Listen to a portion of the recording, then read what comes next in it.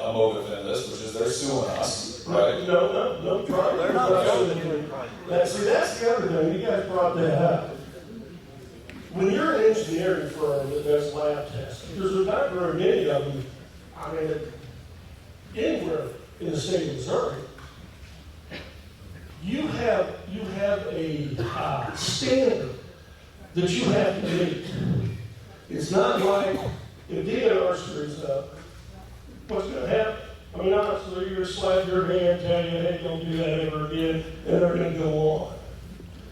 If they screw up, they're out of business. They're out of business. Their reputation is ruined. It's over. So, yeah, a third party, I would honestly say, they're going to do what's right. So if they're a legit third party. Well, so there lies the issue, right? So if we paid for a third party to do testing, would that be acceptable? No. If we choose to come.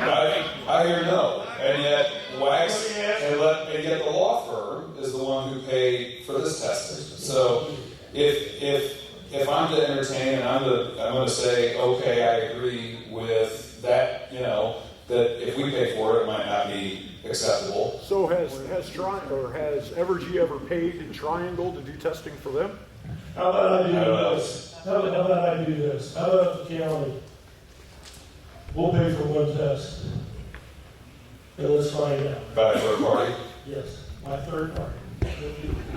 Honestly, as a county, we haven't got anything to lose. We ain't got anything to gain other than we got to look these people in the face.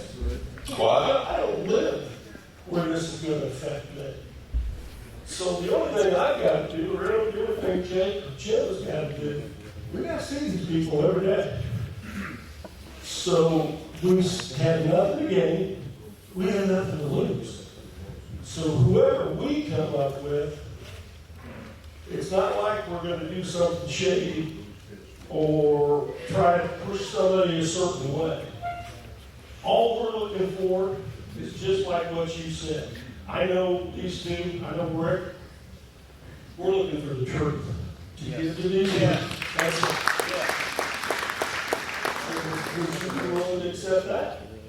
We would certainly, I'll do you one better and say that we'd be willing to work with the county to, talk about what tests need to be done, and if we need to fund some of them, but you're the ones that go out and you talk to, but it's got to be testing that it's got to be a good testing firm. Yeah, it's got to actually. Oh, yeah. It's got to be a legit deal.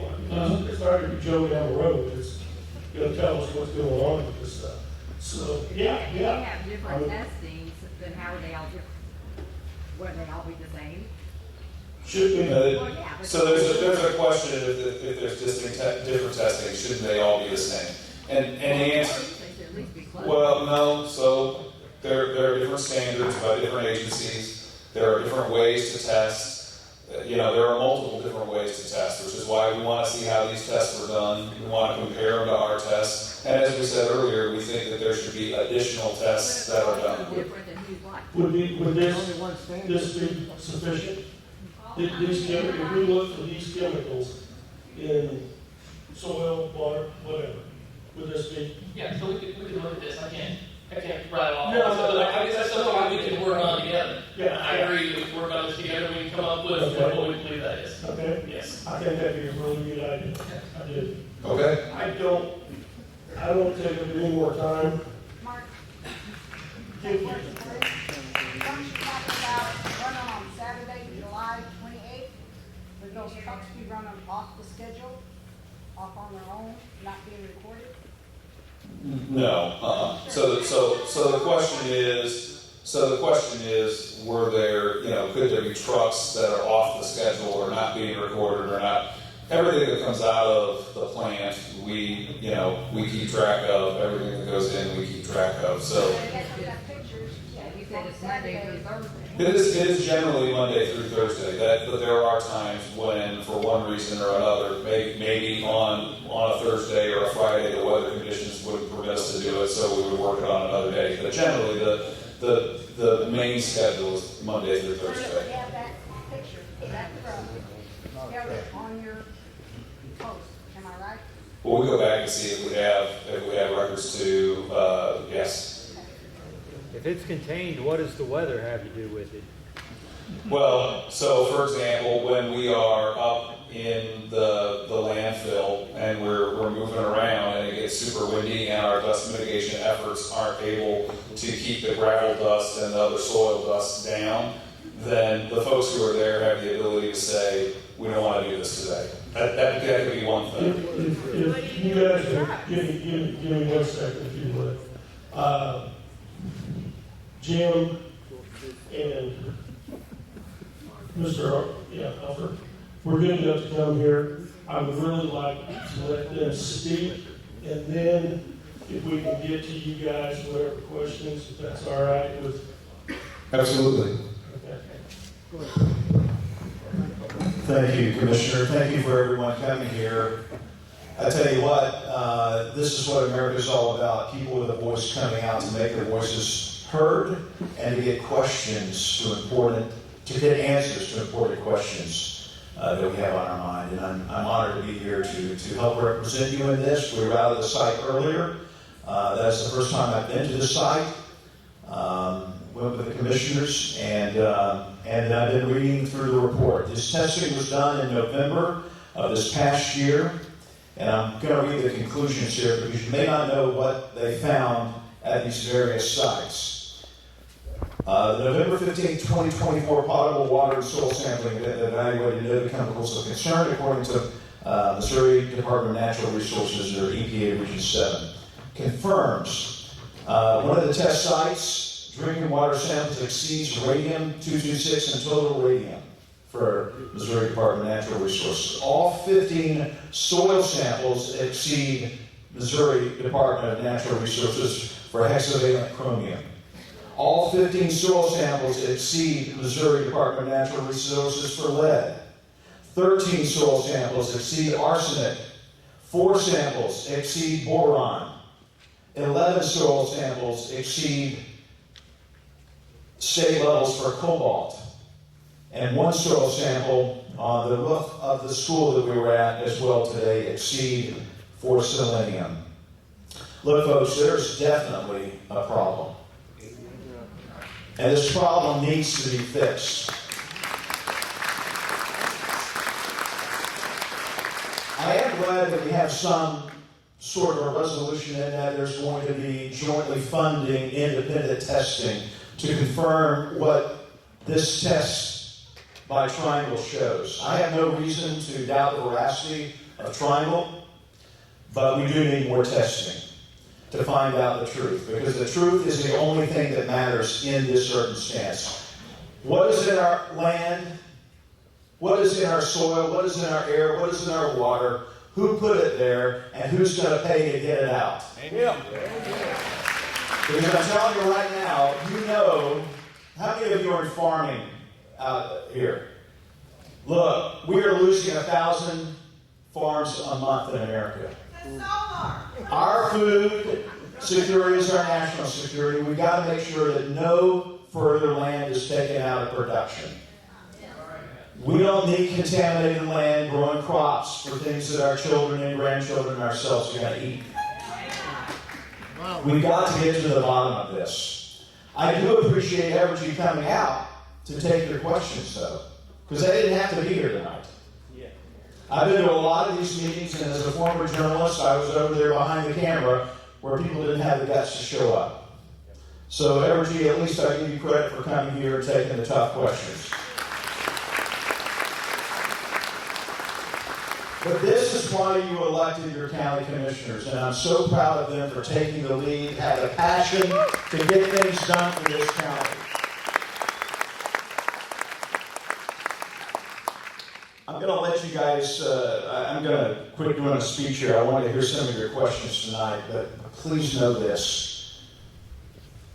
This is important. In 35 years of news business, I've probably been to 6 or 7 of these, covering them. This is the most important one that I've been to and has the most potential for long-term tragedy. Tragedy for Montrose Lake, tragedy for Truman Lake, tragedy for Lake of the Ozarks, which are major recreational, major to our state, to our nation. Sources of income and pride. I don't want to live in a state where in my lifetime we see the beginning of Truman Lake and the end of Truman Lake. And our kids, I just had my first grandchild. Look, this is important to our future generations. So thank you for being here. Thank you for letting your voices be heard. And thank you for our commissioners being here to kind of lead the way on this. And now I'm going to turn it over to Representative Townhall. Thank you. I'm here for the reason, like a lot of you are, just to learn, because I don't know what's going on either. And some maybe think I ought to because I'm in Just City, but it's new to me as well. So I'm here to learn. I had we have a liaison with lots of people in Just City, and the liaison from Evergy and an employee from Evergy, and I forgot his name, who was in my office this afternoon. I called him this morning and said, hey, I would like to talk to you this afternoon before I have to leave forward to get here at 6:30. And they was there, and they told me who was going to be here. And I told them thanks for that, because I really thought they would send a few lawyers and we wouldn't learn anything. So I appreciate everybody for being here and being honest and being outright with us. My drinking water, I live in Irish City. My drinking water comes from Truman Lake. All three of my girls, I have 3 daughters, all their drinking water comes from Truman Lake, because we're in the Truman Water District. And they're like, Dad, what's going on? You got to figure this out. I said, we'll try to figure it out. We don't know. It's something new. It kind of baffles me, because I'm 60. Montrose has been there ever since I can remember, and we've never really had problems with it before. I'm not trying to take Evergy's side, but it's like, what's happening now that this is that we hadn't had in the last 60 or 70 years. I like the idea of an independent test. I think, we go to a doctor and we get a diagnosis. What do most of us do? We go get another one just to make sure. I think that's a great idea from somebody else. DNR, that's a whole other subject. And again, it's like, I'm not against these guys, but I've dealt with DNR, and most of us have, and we're aggravated about it. But we also want them around at certain times when we think we need them. So it's kind of a double-edged sword there, and not that we probably don't maybe need some new regulations and guidelines. And I'm not sure how that's done, but we'll talk about that in just a second when I go back and see what happens there. Again, I'm just here to learn. I'm here to support this county. I've lived here for 60 years. All 3 of my kids live here. I have 7 grandkids that live here. The last thing I want is something that's going to contaminate the soil, the water, whatever it would be. We don't want that. And as Representative Alford said, maybe there's an answer to this, and hopefully there is a logical answer or a reason for this. But it's also the possibility that this could be huge. And, we don't think it's ever going to happen in our backyard, but it's in our backyard. So I'm anxious to find out, and we'll keep fighting and talking. And I say fighting, I don't mean that in the literal terms, but because I think we need to work together to get this solved, and I think Evergy's open to doing that. They don't, I run a business, run a restaurant, and the last thing I wanted to do was to make my customers mad so they wouldn't come back. And that's the last thing they want to do, is make their customers mad, and but we have to. They want to grow. And if we can't do that if we don't promote this area and do that. So I think they're on the right side and they want to do something. So we'll give them a chance to do that, and I appreciate what they're doing with the testing. So. Thank you. Okay, I'll tell you what, let's go ahead, we'll try to do a few questions. Good, I've got 25 on here. I'm going to try to get a few and see how the evening goes. First, Scott Mosley.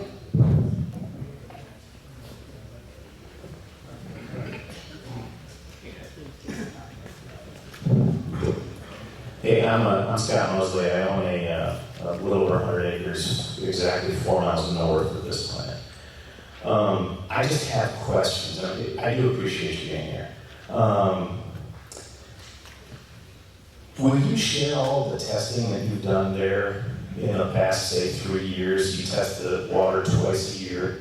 Will you share that with us, or do we need to sue for that? No, it's actually all online right now, so we'll do a couple things for you, if that's okay. One, just know that it's online, you can find it on our website. The second thing we'll do, just to make sure it's easy, is we'll make sure that the county commission is aware of where those links are and they can direct people to them. So, is that testing done by you or by a third party? we do some testing internally, and some of it's sent out to a third party, and some of it's verified by DNR. Okay. There you have it. You mentioned that you occasionally, maybe twice a year, pump water into that lake that then goes to Truman and so on. You said if it fails that test, then you won't pump it in there. That's correct. How often has it failed that test? We haven't had a time where it didn't meet those standards. So I want to talk about that just a little bit. So what happens is it collects in retention ponds that are adjacent, and then once those retention ponds get to a level where they need to be cleared, and we test it to make sure that it is, that anything harmful is not in that water, that's when we pump it out, and then it's tested as we do it. Something I think that's really important here, though, is we understand that Deepwater Creek and then Truman is downstream. We understand that a lot of the water for this region comes from Truman Lake. If there was a problem, then the Rural Water District and the other folks pulling from it, they test that lake all the time. You would be finding results that are inconsistent from our testing with them. But to our knowledge, there's never been an issue that we've been alerted from Truman Lake or from any of the downstream aquifers or reservoirs that are downstream from that. They don't test for heavy metals. I talked to them. They do not test for heavy metals. What they're saying is they don't test for heavy metals, if you guys didn't hear that. All right, well, all right. Last question. When you spray water on fly ash, does it become completely inert? That is something that is beyond my bandwidth, so I'm going to give it to Jared. Yeah, what I'll say is when you mix water with fly ash has what we would call cement-like properties. So it actually reacts and hardens, and the term that we would use, it encapsulates the fly ash in a matrix, so it makes it like a cement-type product. All right, so I understand it's hard. Is it inert? Will that ever break down and go into the soil or groundwater? Yeah, I don't know that I can answer that in that direction. So can you break down cement? That's because you can break it down, right? But the whole idea is that when you encapsulate something in concrete or cement, that we're putting it within our landfill, right? And we're covering it with soil. We're controlling that environment to keep it from breaking down. Okay, and so economically speaking, it costs money to transport this from your other power plants to here. And if it's safe, once it's inert or once it's solidified, why spend so much money bringing it here as opposed to just having something much closer, even where the power plant is that's generating it, spray it with water there? The reason I ask that is it has to cost your company a lot of money to pay special trucks to truck it here, turn around, go back and do the same thing. It seems to me if it's safe and you can spray it with water and then you can cover it with dirt, why not leave it there? Yeah, put it in your backyard. So that's a great question. For a long time, and folks had asked before where the ash was from. It's from one facility, which is the Hawthorne facility, and it was stored there for quite a long time. And then what has occurred is there's no more space in that particular facility to do it. And there's a lot of different options that are available. There's a lot of utility companies that store them in mines. There's a lot of different ways to do it. when we looked at what was safest and what would contain it the most effectively, this was a good solution given the operating of that plant there for 60 some odd years. Right next to the lake, yeah, that's fine. Most of our, well, all of our coal facilities are on lakes, and all of our facilities have dry ash storage in approximation to lakes. So that's in some 700 odd facilities around the United States where this is done. That's how it's done. But do they connect to a major lake like Truman and Lake of the Ozarks? I don't know. Polluting your own lake, like Montrose Lake, that's one thing, but polluting a potential income source for half of the state of Missouri, that's a whole different deal. I understand, which is why we have multiple groundwater wells out there, and that's why we test to make sure both the groundwater as well as the water that's pumped from the retention ponds in there. You've never had a bad test? What do you mean by bad test? You've never had any of the wells, any of your 12 monitoring wells that are on that site, none of them have came back bad with higher than...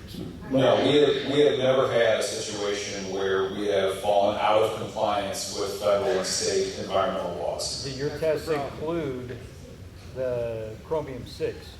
Yes, we do test for chrome, and not just chromium-6 or hexavalent chromium, but all constituents or forms of chrome.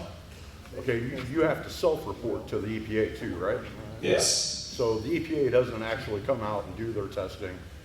If you have a problem, you have to call them. It's not up to them to figure out the problem, right?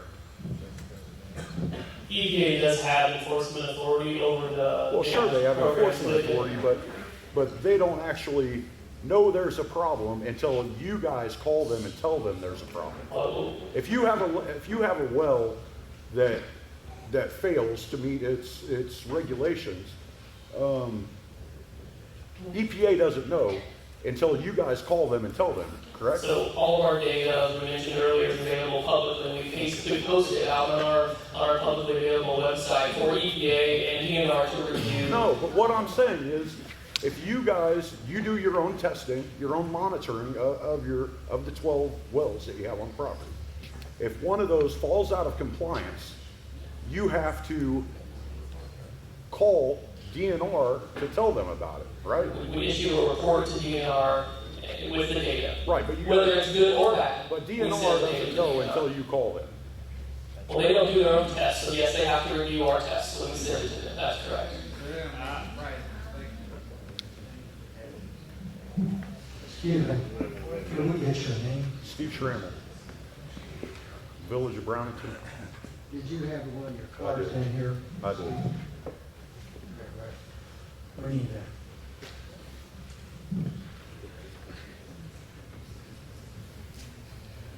So has there been testing done on the backside of the dam down in Deepwater Creek? Do we know if anything's coming out of Deepwater Creek? Yes, it is. But have you guys ever tested that?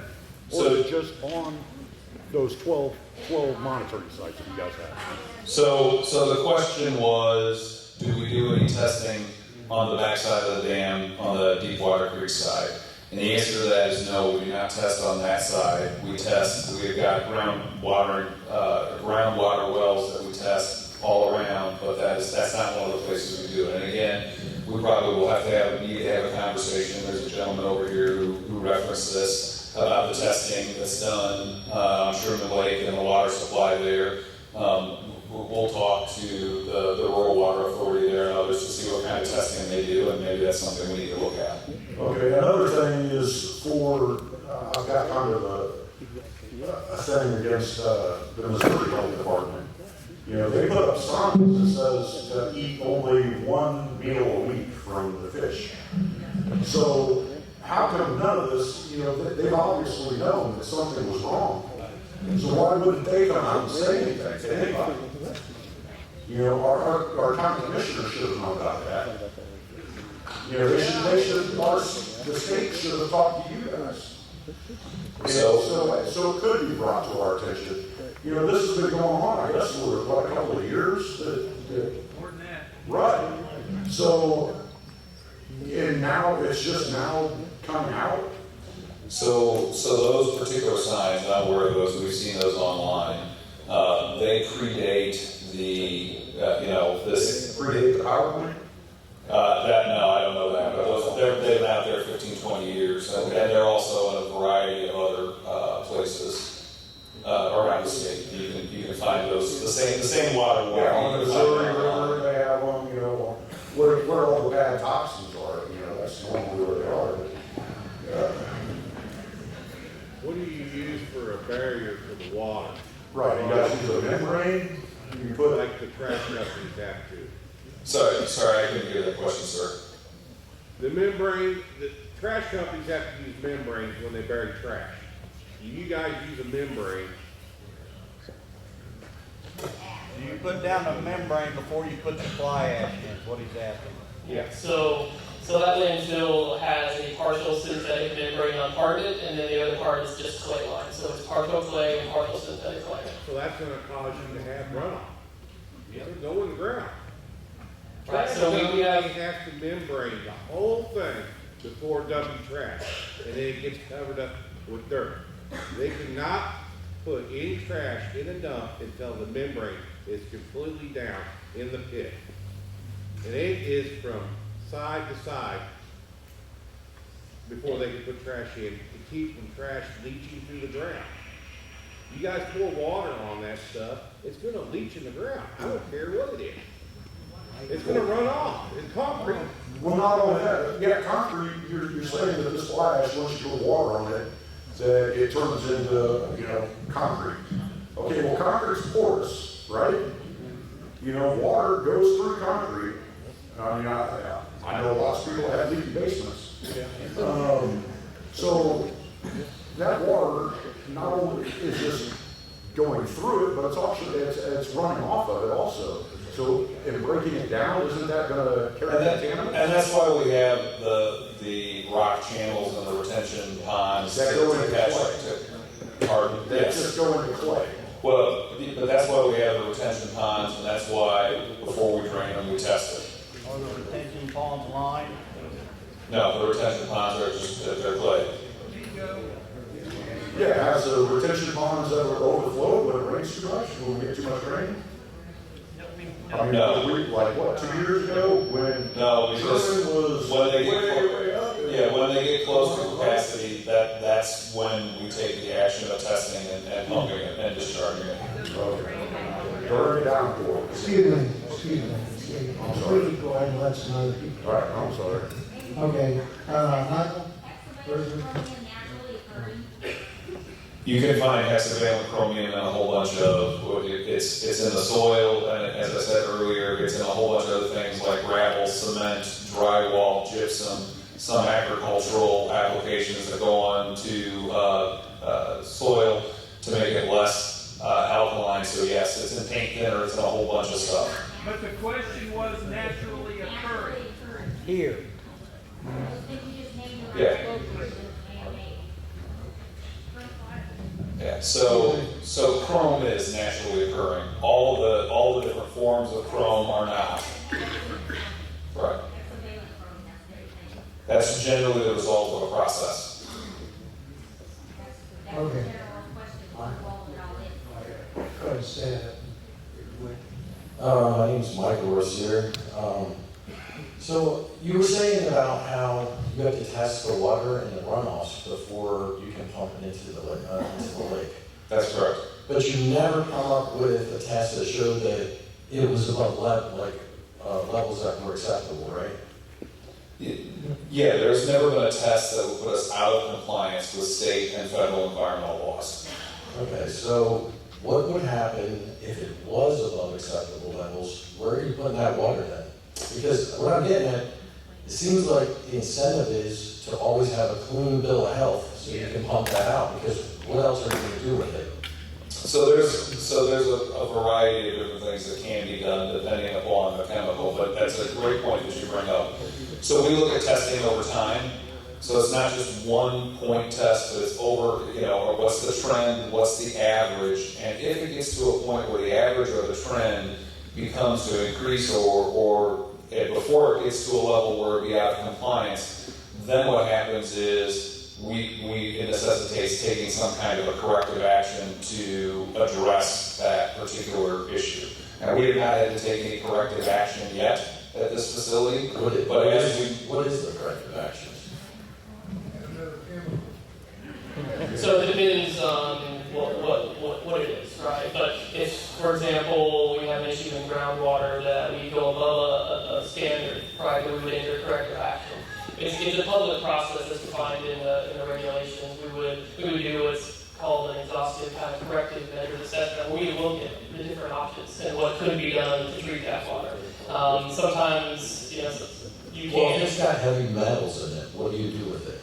Yeah, so you could pump it and then treat it with a membrane to pull that out and then find another use for those materials. You could treat it in the ground to have it uptake into the soils there on property and retain it on property. So there's lots of options. It depends on the site itself and a lot of the site-specific conditions that we would evaluate. We would do that measures assessment. Then we would hold a public meeting, so like this, where we would discuss what those options are. You take comments. So it sounds like it would be extremely expensive, time-consuming, and probably screw up things a lot for you guys, right? I wouldn't say screw up a lot. I would say it's a process that we would go through we would cost some money, we would spend some money to clean that up. But the incentive for you guys to report that and to, you guys are the ones testing it.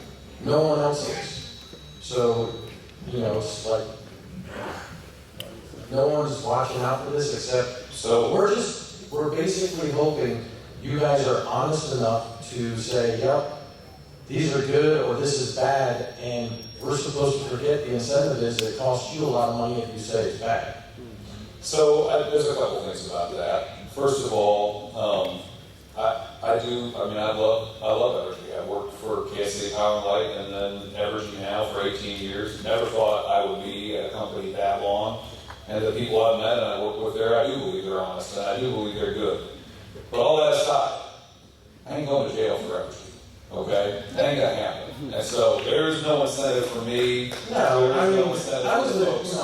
I was in the military 20 years. It's never the higher up guys that go to jail. It's always the higher up guys that tell the lower guys. I'm a higher up guy, and I got to sign off on a lot of that. I report directly to our CEO. Let me tell you how the military, how the government usually works. Is they usually, guy says up top, we really need this to say this. I'm not telling you to write that. It just really needs to say this. So that's usually how it goes. I think the big problem here is we shouldn't have the guys who stand to lose money and time checking the stuff for themselves, that's ridiculous. I can't believe that's allowed. Well, listen, I don't disagree with you in terms of if there was a financial incentive for us to do that. I would agree, at least with your point, that there was an incentive there. But if we do something that's prudent, whether it is making electricity, whether it's putting up a transmission line, whether it's building a substation, and that includes anything we do from an environmental standpoint. It includes when we acquire land. It includes anything that is prudent that we do, that regulators say, yes, you should do that. Guess what happens to that? That cost is socialized amongst all the ratepayers in this service territory, not just the folks here, but folks all over the service territory. And so there's no financial incentive for us not to do that, because if it's a prudently incurred cost, that's going to be recovered because it's deemed necessary to do. And again, I ain't going to jail. I don't want that. That's not something I would ever advocate, and I don't know anybody in our company that would do that. That's only if you get caught. Well, I understand, but I don't want to go to jail. I mean, that's all of society, right? There's a whole bunch of folks out there that don't do stuff because they don't want it. They think it's either the right thing to do or they don't want to get caught. That's both of the situations here. Because I think we got good people, but I also think that none of us want to go to jail for at the end of the day, a corporation. Plus, we live and we work here. This is not a case where Evergy isn't here. Like I said, we got folks downstream on Deepwater Creek that are familiar with this facility and work in it, right? If they were concerned, I guarantee you they would have said something. Now, does that mean that we can't do more here and we can't agree with the county commission and work with folks to address some of these concerns and do some additional testing and look at that kind of stuff? Absolutely not. We will do that. That's why we're here tonight. We want to get to the bottom of this too, and we're going to stay here and we're going to keep working on it until we get the answers. If the answers come back that there is ascertainable issues at this facility that are causing the problem, we're going to fix it, okay? But we want to actually do that work first until we say, well, we see dust, we see ash. I mean, I can't tell you, I don't know what kind of construction is going on in or around here and that road and where that could be from a number of different things. So I'm not saying it's not. I'm not saying it's not. I'm just saying we should want to address the problem and make sure that we get the problem, not just say, it's got to be that facility. Because what if it's not? What if it's not? Then he's still got the problem, and we don't have the right people here. I mean, I'm going to keep showing up till we figure this thing out. So at the end of that, if you think I'm a bad person, if you think I got an incentive to lie or do something wrong, you will be the judge of that. But we're going to stay here, and we're going to work on this until we figure it out. If for no other reason, yeah, somebody earlier said, well, we don't have any choice if we buy electricity from them. No, that's right. But just like a farmer, if we foul our land, if we foul our service territory, we ain't growing crops here anymore. People aren't going to use electricity if this town goes away, if this county goes away. I like to go to Lake of the Ozarks. You think I want my daughter and my son swimming in the Lake of the Ozarks if I'm creating something downstream?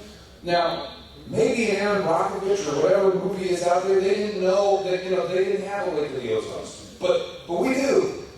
And I'm on it regularly in the summertime. I hunt deer around here. I don't want deer and turkey to pick up stuff that will be bad when we eat it.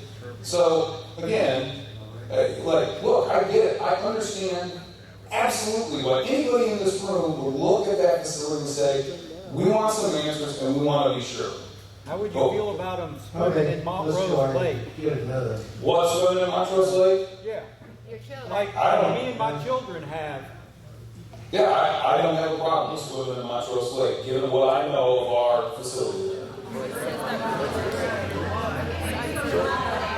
All right, okay, let's go ahead. Hey, Jim, I got one more question. One more question. I've got So, 24, and we're spending a lot of time. So is Montrose, Roger Bancroft. is it zoned to be a landfill out there? I mean, that's the commissioner's job, is for county zoning. So, did you guys ever zone Montrose? What township is it? What township is? Davis. Are they in? They just get zoning. So this, Not zoned. anybody that is sitting here, I don't have the speaker, but they just, I think, I'm gonna tell you, I think they just got zoning. Not yet. Or they're still working on it. Still working on it. So when you ask that question, we've had people that complain, oh, you're gonna tell me what I'm gonna do with my property and I can't just think about that right now. Because if you put it in your zoning, they can't do it. But if you look the other way, guys, this zoning came back a while back here. And I don't want to take time away from everybody speaking, but you better understand you're living in 2025. I don't want zoning like Kansas City. I don't want that. I moved down here. I brought my family down here to get away from all that. But you also have to understand what is going on, what zoning actually is. It's not an infringement from the government. It's you as individuals getting active, putting people in there that you trust, and if you don't, it's real simple, you get them out. They can't do anything that you don't want. But you can't come in here, I'm just going to tell you, you can't come in here and complain when it heads south when you don't have it and you fought it. Because then it's on you. It's everybody.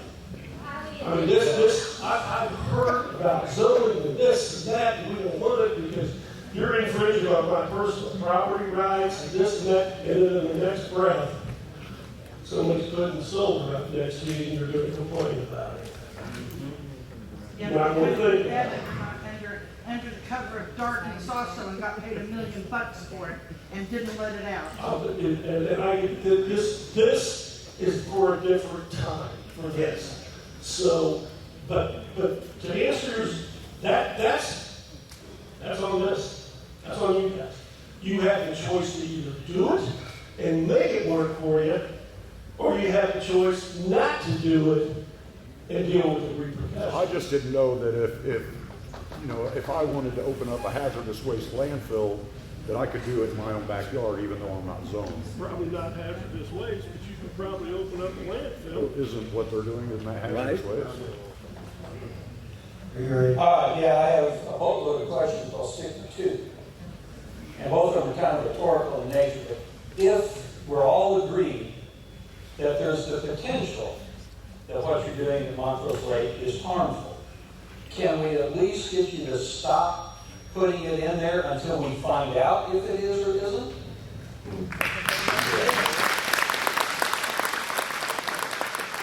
I mean, that's an immediate possible solution to at least calm it down until we can find out. Agree or not? So that's a great question, and the short answer is probably not. So we run, we're responsible and have the obligation to serve 1.7 million people within our service territory, and the Hawthorne Power Plant is a critical part of that, both from a generation perspective and from a transmission perspective, and keeping the grid reliable and stable. In addition, a significant portion of the electricity that we make in Hawthorne comes right out here and serves the folks in this community and adjacent counties. We have to have a place to store that ash that we're permitted to do it. And right now, meeting all the state and federal environmental standards, we're putting it in Montrose. Now, having said that, we do need to analyze the situation, do testing, and we need to work on resolving this with great transparency very quickly. And is it possible that other solutions could be identified? Sure. And if we find out that there's a problem here, we're going to either remediate the problem and fix any potential harm that's been done, or we're going to find out an alternative solution. But in terms of stopping right now on a dime, we have to operate those power plants. And I will tell you that just over the last 2 or 3 weeks, we would have been in a pretty sore position in this state and in this region if we didn't have the Hawthorne Power Plant, both from a transmission and from a grid reliability perspective. So we get sacrificed for the good of everybody else. That's nothing. Second question. Would you want this fly ash dumped in your backyard? Because that's where you're dumping it, in my backyard. You want it in your backyard? Well, you do. Let's dump it there. Well, I'm actually glad you asked that question, because another facility that we have is the IATN 1 and 2 generating station. And I just bought about 90 acres and I'm building a home that is both downstream and down jet stream from the largest of these that we have. So I'm very close to it. And no, I don't have a concern about that. But that's one of the messages that I have this evening, is that we need to make sure, what we know is that from a state permit and a federal permit perspective, we are compliant with all the environmental laws. People have raised concerns. There are a variety of different tests done at a whole bunch of different places, some close, some not very close at all to this facility. We need to find out. We need to do more testing at this facility. We need to verify those tests, and we want to work through and figure out if there's an issue here, and we want to do it expeditiously. And I'll ask a third question. If you don't trust the results from Triangle, why should we trust you testing your own water? Well, I understand, and that's why I think we talked earlier tonight that it would be good for us to do some third-party testing and coordinate with the county on this. If you still need to haul ash, Okay. bring in your own water until you test one of those. Colin, Calvin, and Curtis, And my next question is, if you guys are you Calvin? took care of all the chemicals at Davis R12 and shut down the school district, how does that affect our kids in the long term? So the question is, so, How you guys shut down the school and our kids have been around it. The chemicals and the toxics are all in the air and all over the playground, and apparently on the gutters and on top of the building. And our kids are playing in that. How does that affect their lives when you guys are just now finding out about it? well, that is exactly why we want to verify the tests and then work with the community to understand where that's coming from. I don't think that just one family is getting sick from your guys' water or the water in general. I think there's multiple people getting sick, and if it's just in that area, why have you guys not stopped to let that ash at least not hit our schools? Well, but that's the point. There's nobody has said that there is increased illness of any particular kind in a concentrated area. No. There is absolutely no evidence that what was found at that school came from us. Now, we're going to go digging into that, but that's one of the things we want to figure out. What if we figure out that it's from somewhere else? This shutting down this plant or this facility and some of the things we're talking here tonight, that doesn't actually fix the problem. We want to verify the test results. We want to understand where they're coming from. And one way or the other, we would like to be part of the solution. But if it's our problem and we've created it, then it will be on us to mitigate it and to fix it. Okay, we're gonna try to speed that up a little bit anyway, because we'll work with them. We're gonna do a third-party test.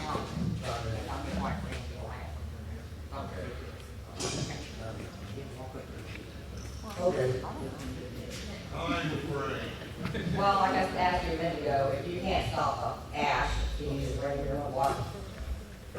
So, And if you use the Montrose lakes, if you don't know if that's in it also? well, so just to be clear, I don't think anybody here is concerned about the water coming out of the lake. I think they're concerned about what goes back into the Well, he lake. just showed you Right. that picture that had a bunch of crack on it. Well, no, I understand, but if we were to take water out of the lake, it's when it ultimately comes back that folks are concerned. So we could bring in water, but then ultimately it sits at the site, goes into the retention ponds, and can go back into the lake. So that I don't think that's what the real concern here is, to take the water out of the lake. I think it's what's in it when it goes back. I don't really have a question, I just kind of have statements. First That's of all, fine, too. I mean, you guys have come up with excuses about other materials possibly causing contamination. But since 2000, Evergy has had 21 records from the EPA environmental violations and air pollution violations, totaling almost $559 million.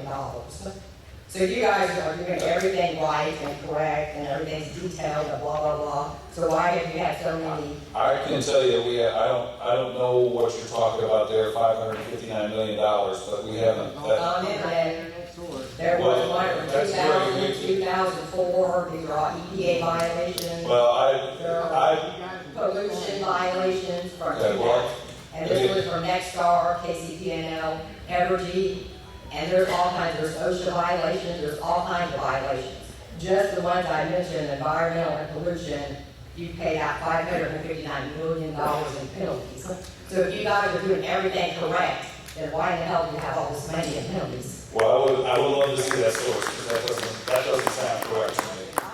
Yeah, no, I appreciate it. That wasn't tongue in cheek. I really would appreciate it. All right, Sid, Smith, hold on just a second. Trying to get through. You say there ain't no ash coming down here at Montrose without Hawthorne, there ain't no ash coming out of I-10 or out of 15 over here at Montrose?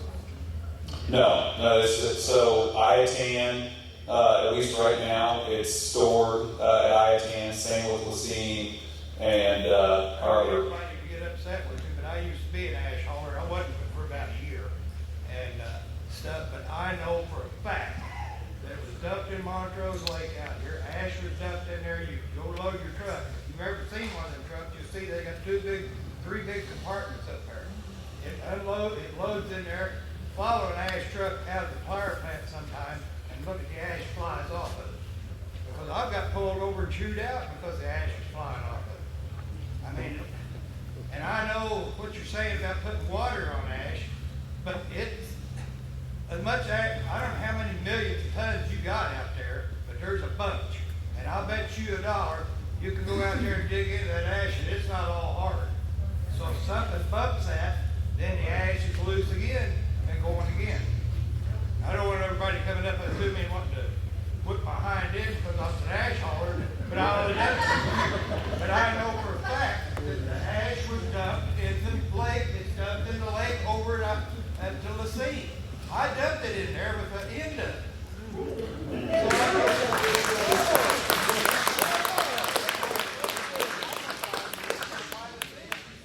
it's so bad out there. I'm Cynthia Smith, maybe 20 years ago in my city in Lynn County. We have gone through this twice. We worked with Aaron Rockledge, and let me tell you, it's not going to end. It's not a joke. How many of you sitting here when somebody brought up about the water said, oh, well, it's just the water. It's not just the water. I have 10 people, my best friends are in the cemetery because they drank the water, because they thought it was a good thing. I noticed you're not drinking water, you're drinking bottled water. Do you drink water out of the lake? I just brought that in with me tonight in my car. Does the water from this lake go to another state? Water from this lake go to another Water state? from Truman, what states does it go to? I don't know what's in the reservoir system. We had a lawsuit with Tyson. We won the lawsuit because our water went to other states. We had other states suing us. We need to know where this water goes. And also, you know, these are country folk. You don't mess with country folk because they know the earth, they know the water. And you know, they know what they're doing. And I hope Mr. Stewart does not drop this lawsuit because he's got a really good one. And thank you, Mark, for standing up for us people. We need somebody to stand up for us.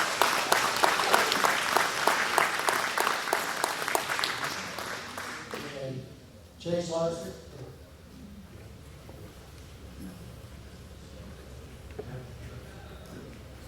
Oh, there you go. He's there. Bear with me.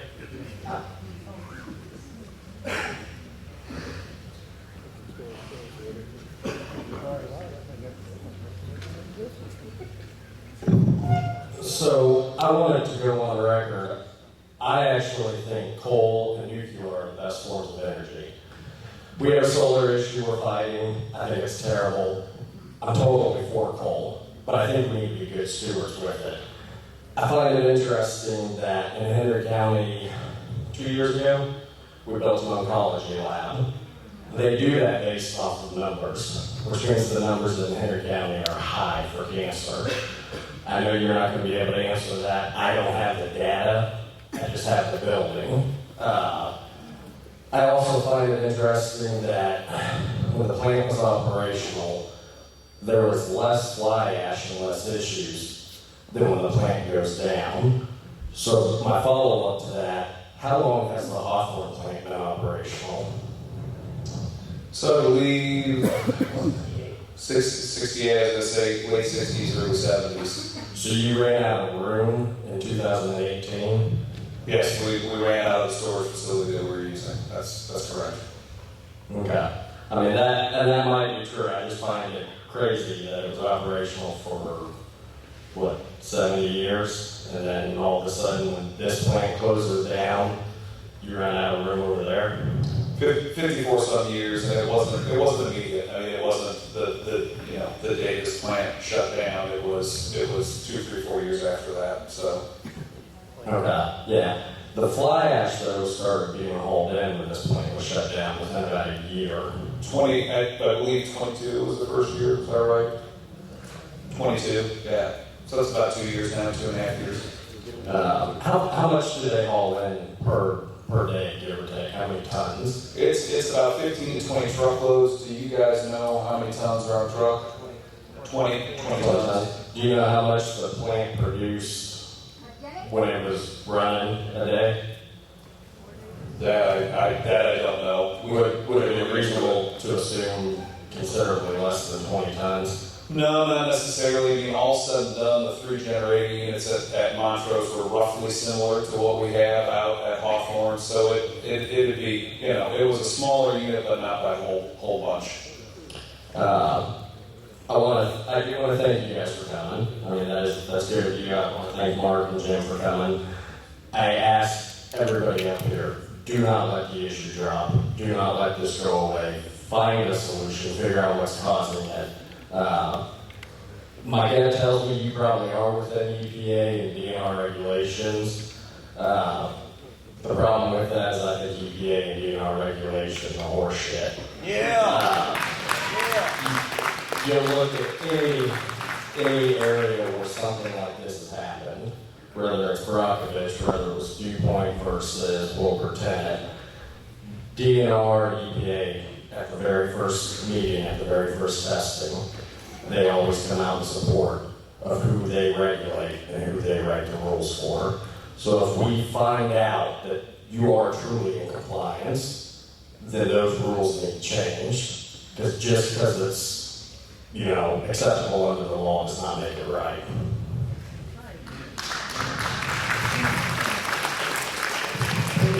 Shelley Zimmerman? I don't even know where to start. I was a union carpenter. I built scaffold inside the boiler, up into the tubes, off and on for 20 years at every coal-fired power plant in Kansas City. Hobland, Sibley, Ican, all of them. Damn near 70 years old. Don't have cancer as far as I know. That does not mean I want to reside. Commissioners, it's kind of funny that we had a meeting at the Davis School a few months ago over this very issue. Then the solar thing comes up, and we're trying to block it. We don't want it. And now all of a sudden we have this going on. I just want to state, because I want everyone here to understand that the previous administration mandated 351 million acres for green energy transmission lines, and it goes all the way across the state of Missouri and Kansas, and you guys need to look it up. I just want everyone to be aware of that, because most people have no idea about this kind of stuff, okay? How do we stop? I don't know. We got Truman in office, or Trump in office. I think that's, he's doing away with the green energy. Now, I think I'm voting.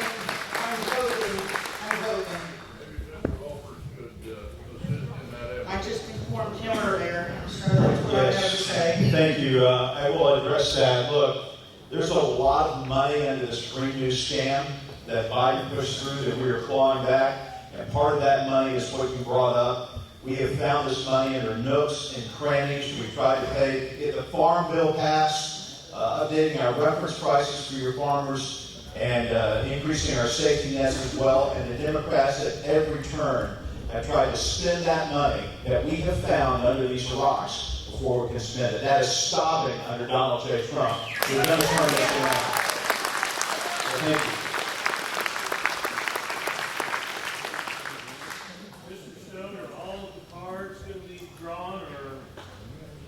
Trying to work through it. Well, trying to work through it. It's mine at the bottom. I don't feel like I'm at the top, or at least somewhere supposed to go. I know there might be a temptation to put mine on the bottom. Just things that I said. While he's going, if anything else. Richard Shields. There we go. Woo!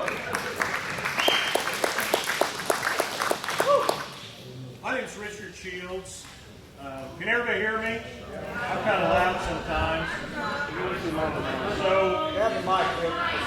all right, I'll get the mic. My name is Richard Shields, and my wife is Kim Shields. She's right here, sitting next to me. She grew up in the neighborhood of a power plant. Her parents still live out there. She and I had planned at one time to build us a house to retire on out in that area. We have since decided against it for various reasons, not just because of this, but also the solar panel issue, which I want to talk about a little bit. I know this is about fly ash, but this topic has come up, and I want to ask the Evergy people if they were aware that Ranger Power, in one of the meetings that they had, one of the public forums, forums, they said that they would not put solar panels on Evergy's property because it was too polluted. Does anybody remember that?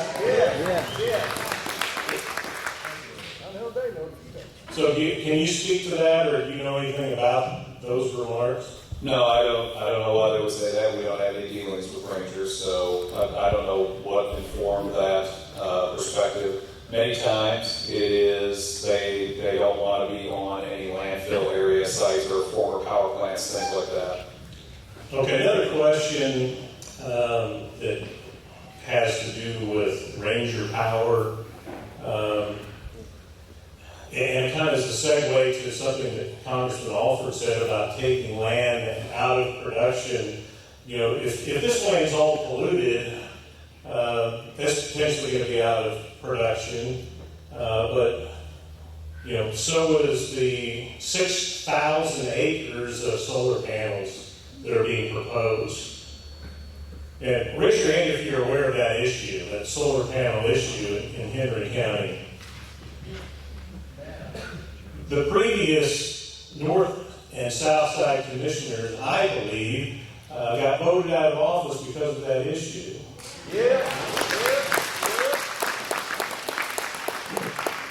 And myself and over 100, many of whom are probably here, have engaged the services of an attorney in Kansas City who's going to be filing, hopefully tomorrow, a lawsuit to set aside the Chapter 100 agreement that the previous administration and our presiding commissioner.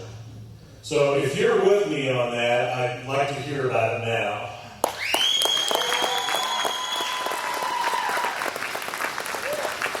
So my next question is for the commissioners. This lawsuit is going to get filed. It's getting filed tomorrow. So when somebody gets sued, they got one of two choices. They can fight it, or they can agree with it. It's called confessing judgment, saying, plaintiffs, you all, we agree with you. Or, plaintiffs, we're going to spend your money to fight your lawsuit. So what do you want the three of them to do? Do you want them to agree with this lawsuit, get rid of the solar panels?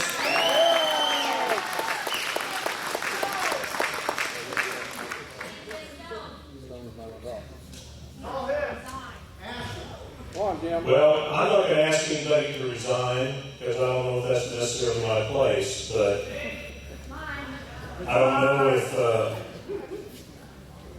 the best interest of everybody in Henry County was looked after. So another question I have at Evergy, the fly ash that was being stored there, I mean, the plant started in the 1950s, so they immediately started producing fly ash, right? That's correct. It's my understanding that they built the plant there in part because of the fact that there was coal in the area, right? And that coal was mined. And then eventually it was discovered that that coal had too high a sulfur and other chemicals in it, so they had to start hauling it in from the Powder River Basin. So all of that fly ash from that previous burning of all that high sulfur coal, where is that fly ash now? That is in a landfill adjacent to the current, to the plant location and to the current landfill today. Was that landfill built with the specifications of having a clay and or membrane liner that keeps that from leaching into the water table? I don't know the specifics about that. I know it was built to the standards at that time. Okay. So that's a good possibility that that's maybe where all this stuff's coming from. Who knows? I got something to say. You know, I left down the road from the Ladue, and I've been dealing with cancer for 2 years now. And I've gone through major surgery, chemotherapy, radiation. Who's going to pay the doctor bills? I can't pay them.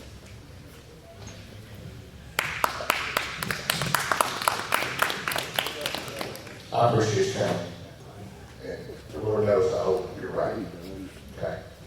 If I'm walking down the streets of St. Louis and a big wave of beer comes down, I'm probably going to St. Louis Anheuser-Busch. So you're going to get blamed. I'm sorry. But that's how it works. I got a child in Davis. They deem it's not safe. I'm a little disappointed that it's taking all this time to figure out. We live on Deepwater Creek right downstream. What I want to know, and everybody in this room has the right to know, are we safe in our homes? Is my child safe where I'm trying to raise them? If it's not safe for them to go to school, I can hang a test to tell me if I'm safe at home. Amen. So, one test, a test is like getting a little bit pregnant, as far as I'm concerned. We all deserve a test for our homes. I don't really care if it's safe over there. I'm sorry, I'm selfish. I'm worried about my kids in my place, on my spot. That's what I have to say. I think the most important thing we have to do tonight is make us feel safe, or let us know how we're going to raise our kids. That's the most, I don't care about lawsuits, I don't care whose fault it was, that horse is out of the barn. Right now, I need to know how my kids are getting raised and if they're safe in my home. Thank you.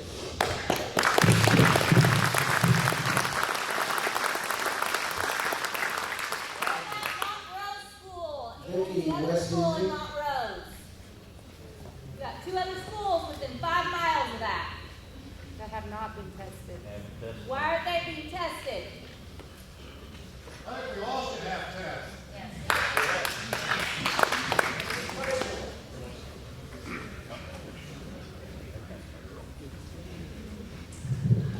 I would like to know what you intend to do with this fly ash, the pile that's cement. Will it be there forever?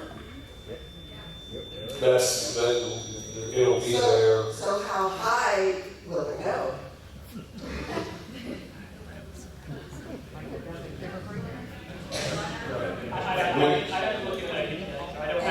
There's a permitted height that you go when we want to see it. And if you run out of that space, where do you go?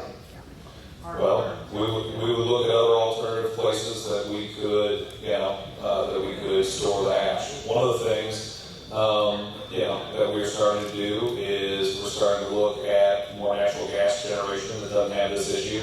And we're also partnering with several entities to look at small modular nuclear reactors. That again, it has, there is nuclear waste that's associated with that, but it's much, much smaller, and we can do that storage on site as well.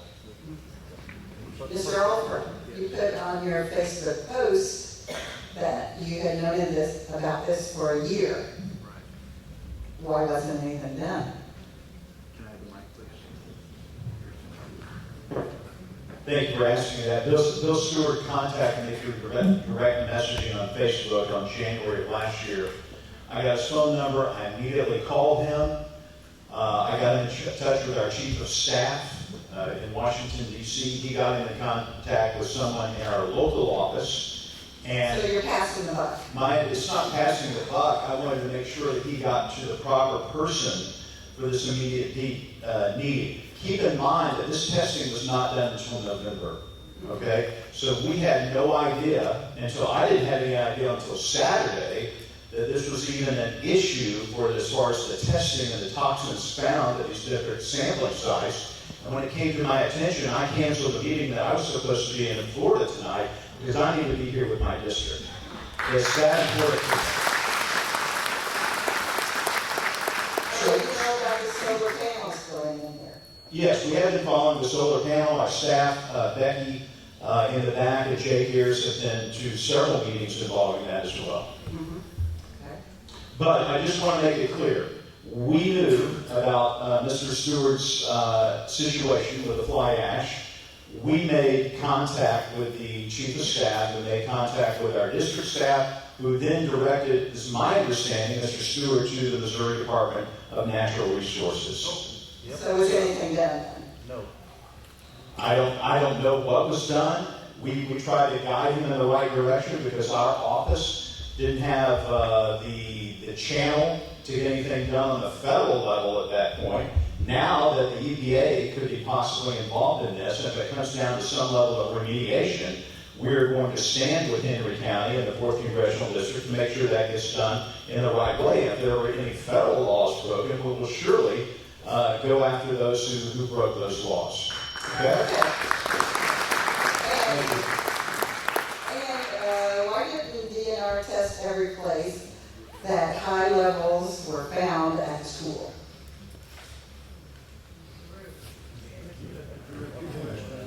I'm sorry. Why didn't you test where the high levels were found?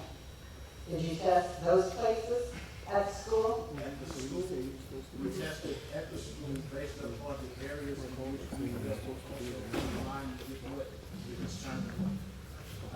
So there was only, from my understanding, 7 areas that were tested on this site. And did you test all of those 7 areas? 5 of those areas. And primarily because when I got here on Saturday, after the site we were going to come here, it got dark and I couldn't test any more than the 5 that we did. But there's doubles on each one. Are you going to go back and test them? That I will have to follow up. I'm the representative that's sharing this with you. So I'm here to collect the information as well, and then we will do our job to continue to. Okay, we've got a recording of you, so let's follow up. I would like to say something real quick in his defense. My understanding was, after talking to Bill, that he got a hold of Mr. Alford, and he immediately acted upon it. But my understanding was that DNR did not respond to Bill. That's the direction he's saying. They did not respond. So I'm going to give kudos here because he responded very quickly.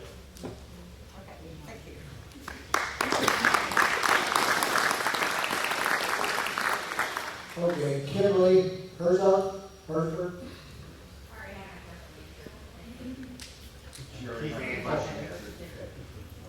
Mark, this list you read, those are serious carcinogens. Serious carcinogens. Where else could they be coming from? Some of those don't come from the soil. Evergy thinks it's from farmers, they buy them first off the bat. Sir, I totally agree with you. I'm trying to read this in a little more detail. The parts per million testing, I think the allowable levels are 5 parts on the data storage unit of chromium hexavalent. It was 15.09. On the playground, it's 11.63. And on the Davis roof, which I don't believe DNR tested, but will, it was 17.730. Those are serious levels, and this is not to be taken lightly, and that's why everyone is here tonight, including Evergy, because they want to see this solved. This is not in their best interest to let this go, no matter where the fault lies. So thank you for your patience. Thank you for being civil. I know this can get emotional at times because we're dealing with our children and grandchildren, but we're all in this together. I've taken enough time, and I know it's getting late, so Commissioner Stone, if you would proceed, please. Thank you. Okay. Yeah, can I say one thing real quick there, Bill? Just because, first of all, you helped build the power plants, and we appreciate you for that because they're essential, infrastructure in the United States. But you said something that I just want to make very clear. That, we won't blame farmers. We're not blaming farmers, okay? Farmers are super regulated, and a farming way of life is incredibly difficult under the existing regulations today. I'm not blaming anybody. What I'm saying is that sometimes, over the last 10, 15 years, farmers get sold a bill of goods on something they got to put on their crops so that everybody else is doing or it's required, and it turns out it ain't the best thing in the whole world. Now, in this particular case, and this is the day of the internet, so you look this up, I hope you do. There was a tannery in northwest Missouri, not all the way up in the, but that was selling byproducts from that tannery that contained hexavalent chromium that were put in farmland all over the state of Missouri. I don't know if any of that was done here or not, But I know that the very same plaintiff's attorney firm that filed this case also was the one who went after that tannery in northwest Missouri. And doing it for essentially putting hexamet or the chromium into farmland here. So you look that up. Okay? I know that gypsum, for example, most suppliers of gypsum you're going to find hexavalent chromium. Now I don't know if any farmers in this room or any farmers around here use gypsum. But if they do, and if that gypsum supplier has hexavalent chromium, I want to know about it. Now, I'm not saying that it couldn't have possibly come from this facility. I hear what you're saying. I'm just saying, if we don't fix the actual problem, nothing is gained by this. And so we're willing to test. We're willing to work with the county on a testing regimen. As far as groundwater is concerned, the Department of Health in the state of Missouri will send you a test that you can test if you've got a well. And we will work with the county to talk to the rural water supply around here and see what tests they're done. I'm not here to try and shift blame. We're not here to try and shift blame. We see the same tests that Congressman Alford sees. I do appreciate it. Look, I used to work for a congressman. That's 7 days a week, 24/7. You can never get to everybody. And if he's canceling trips to probably help this current administration and advance their policies in other places, then he's doing exactly what you want. But we all got to work together and make sure we understand where this is coming from. We got to make sure that we have the right information, and we got to work together to fix it. Now, again, if we figure out that this is our issue, then we have to mitigate it. If we figure out that there are things that can be done better, and just by the conversation tonight, I think there's some things that we want to look into anyway. So, for example, we had a gentleman back here talking about hauling fly ash. Sounds like it was at a different facility. Sounds like it might have been a little while ago. Sounds like it wasn't too long, so I don't want you to get, But what I'm telling you is, he said that sometimes you can have fly ash on those trucks. Well, we're going to go figure that out. We're going to go talk to the folks who do that for us, and we're going to see what mechanisms we have in place, what more we could do. Okay? We're going to do some additional testing. Look, we'll work with the county. We're going to do our own tests. I just know that y'all aren't going to accept those tests at face value, and I don't blame you for doing that. So, but we're going to work through this. But what we want to make sure happens, is we actually figure out if there's an issue, where there's an issue, and what's causing it, and what the solution is. The American people no longer trust the corporations or the politicians. We're tired of being lied to. We're tired of being stolen from. I still wonder if this is not a big land grab. I heard about this about like noon today. What is I heard that there was going to be like a 10-mile radius around the power plant. Where'd that come from? I don't know anything about that. Let me assure you, it's not a land grab from our perspective. I mean, we want to operate this facility, we want to do it safely. And look, I was saying to the colleagues that I rode down here with, there's a reason Donald J. Trump was elected president. It's because people are tired, and I understand that. I'm just saying that not every corporation is what you saw on Aaron Brockovich, and we're going to do our very, very best to be transparent and to talk to folks and keep working on this. The proof's going to be in the pudding, right? This is meeting number 1, right? This is meeting number 1. And there was a gentleman I really respectfully said, I don't see him anymore, but talked about he just wants his kids to be safe. He just wants his schools to be safe. And I get that. And wherever you are, you're back there. Thank you. I can't tell you how much I appreciate it. It was clearly tough for him to come up here and say it, and he was very gracious in the way he approached us and talked to us. And I don't know if I saw a report like that I would be as gracious I get why people are upset. We want to work through this. We really do. And we want to understand what the issues are. Maybe it's a combination of things, right? So.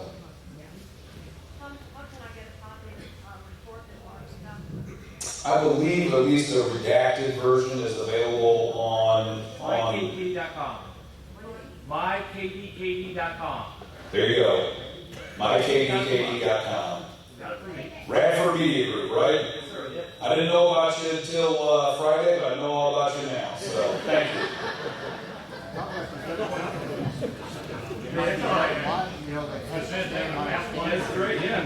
Your standards, what, they're held to the same standards, right? Who? I'm sorry.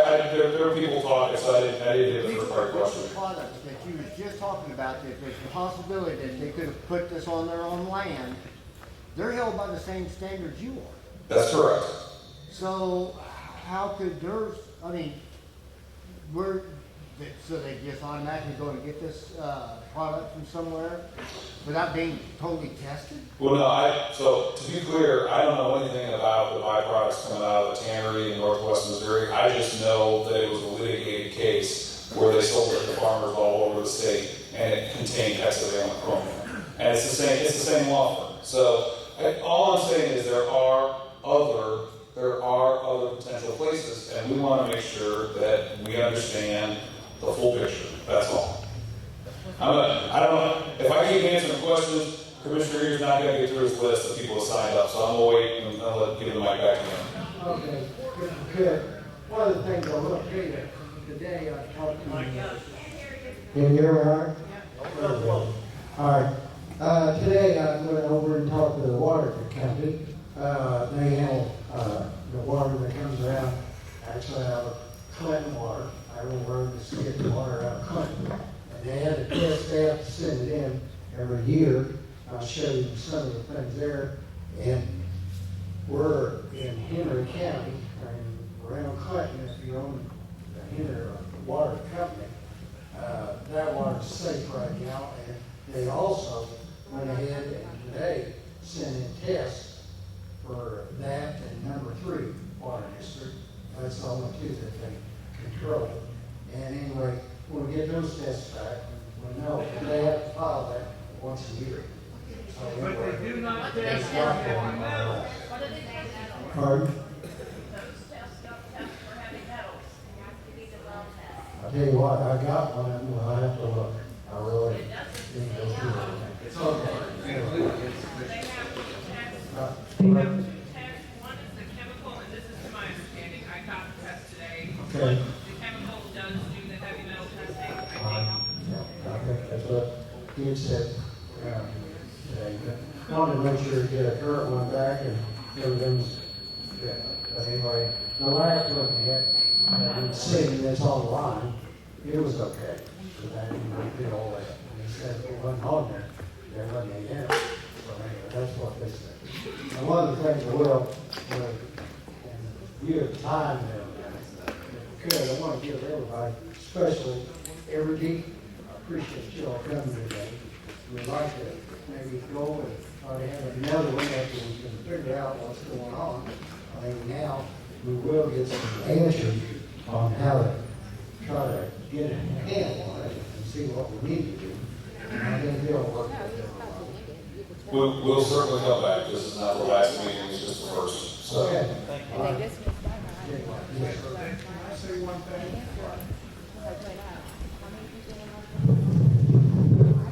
I'm Sam Alexander. I'm from south of here, in the same situation you are. We're a rural area, and I was in engineering school. I farmed my entire life. I was fortunate to be able to go to medical school at UMKC in Kansas City, Missouri.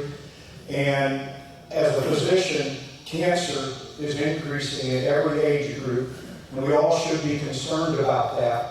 There's a lot of stuff in our food supplies that shouldn't be there. And I was the patron of your company as Kansas City Power and Light at the time, and you guys took good care of us. And we're not pointing fingers, but at the same time, we need to make sure that the people here in this area are safe. And I also want to say our Congressman, Mark Alford, is an amazing guy. He's at work for us. I called him a couple months ago. He was landing in Cairo to talk with Benjamin Netanyahu to give our support to Israel. And if you remember, Mark, I told you to tell him that all of us from the 4th District had his back.